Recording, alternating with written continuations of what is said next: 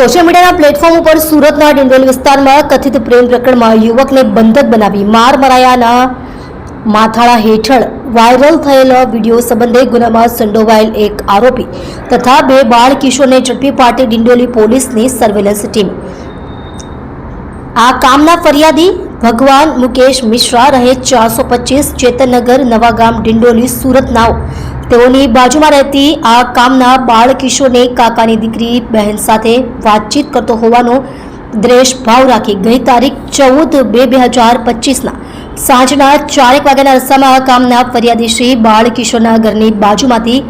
પસાર થતા હતા તે વખતે બાળ કિશોરે ફરિયાદીશ્રીને પોતાના ઘરે બોલાવી પોતાના 2 મિત્રોની મદદથી ફરિયાદીને ઘરમાં ખંભા સાથે સાડીથી બાંધી સળિયા અને પટ્ટા વડે માર મારેલ હોવાની ફરિયાદીની ફરિયાદ હકીકતના આધારે ડિંડોલી પોલીસ સ્ટેશનમાં આરોપીઓ વિરુદ્ધમાં ગુનો રજીસ્ટર્ડ કરવાની કાર્યવાહી કરેલ છે. સુરત શહેરના પોલીસ કમિશનર ઉપમસિંહ ગેહલોત સાહેબ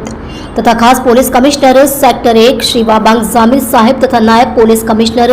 ઝોન 2 શ્રી ભગીરથસિંહ ગઢવી સાહેબ તથા મદદનીશ police commissioner D division Shri VM Jadeja સાહેબ સુરત શહેરનાઓએ